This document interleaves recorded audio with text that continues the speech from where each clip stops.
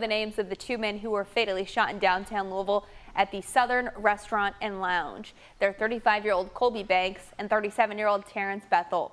They were shot outside the restaurant around 3 Sunday morning. 5 other people were also hurt. Now, the event that was happening there Saturday night was meant to mark the bar's last night in that spot as it prepared to move to a new location. And this morning, friends and family members are remembering those who lost their lives. And that includes Anthony Johnson, who tells us he's been a friend of victim Terrence Bethel for more than 2 decades. He says it's been a very difficult time for him and Bethel's family, and he would have never imagined losing his friend this way. To see him be taken away from us in such a tragic, but definitely like unexpected way, it's hard to wrap your head around. Johnson describes Bethel as a good-hearted person who'd give you the clothes off his back. He says Bethel's death will be especially hard for his 10-year-old daughter. Awesome dad. He's an awesome dad to his daughter, man. He loved her very much. And I think he had some plans and he wanted to do something with her coming up soon. That's why this is even more tragic. No one has been arrested in that shooting. The LMPD is asking anyone with information to come forward by calling 574-LMPD. And remember, you can remain anonymous. Moving forward, city leaders are pushing for changes to bar hours. You see, Jim is downtown for us live this morning. And Jim, this is a proposal that's not new. This was actually brought up 2 years ago.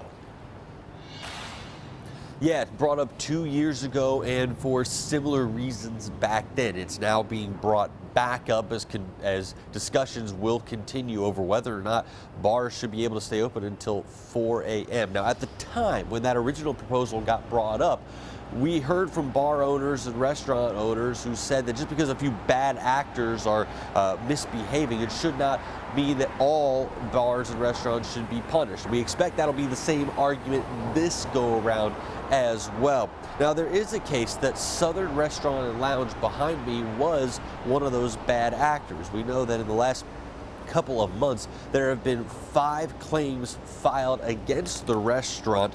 The most recent coming just a couple of weeks ago, these really dating back to July of this year. Now, at the point of that first complaint being filed, we know that the Alcohol Beverage Control Board in Jefferson County started really watching the business. Now they have appealed to the state to make sure that the owners cannot reopen in the future. Mayor Craig Greenberg said in the immediate aftermath of the shooting that he wanted to see council address the last call question. Councilmember Ben Reno Weber proposed the same thing just a couple of weeks ago. The real question that I have is, how do we most thoughtfully push forward an agenda that is not just a Band-Aid, that is a real strategic investment in actual change and solutions? The most responsible thing that council can do is follow the data around what works. Reno Weber says it is going to take city leaders' involvement, law enforcement, and business owners themselves in order to make any meaningful changes. And he also mentioned that managing late-night businesses and bars kind of comes at an intersection of city regulations and state regulations, which means if we want to see some change, depending on what change city leaders actually want to try to implement, we could see them having to work with our counterparts in Frankfurt as well. Eric, Haley? All right, Jim, thank you so much. Louisville police believe the man who attacked several women in southwest Louisville may have tried to attack another woman. The LMPD says her situational awareness kicked in and she was able to safely get away.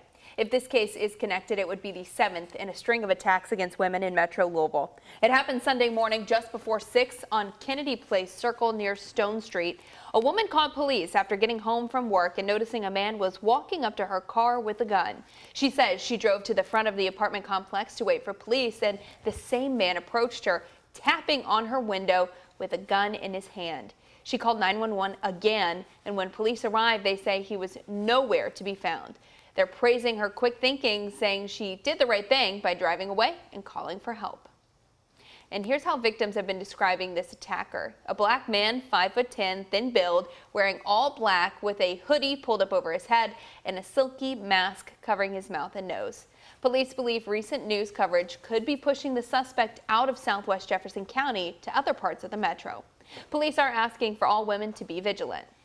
If you see anything that you see suspicious, you're urged to call 574-LMPD. The LMPD does say that they have received several tips and are actively following leads. We'll point this out also. There have been at least 2 other sexual assaults on women in the middle of the day in busy parts of town. Both were reported on Friday. Police arrested 39-year-old Sean Miles after they say he followed a woman home, punched her, and then raped her. That was in the St. Joseph neighborhood between Germantown and Interstate 65. That woman told police she noticed Miles following her, first on Eastern Parkway and then closer to home at Shelby and Malon. She said she was frozen with fear when the attack started, but called police after and was able to provide a description. That description led to Miles's arrest. He's now charged with first-degree rape and fourth-degree assault. A second incident happened on Market Street in downtown Louisville around 9:30 in the morning last Friday. Police say a woman was walking near a Shell gas station when a man pulled her behind a wall and raped her. A witness heard the woman screaming and got a picture of the suspect, which led to the arrest of 37-year-old Travis Hall. He's charged with rape and sexual assault.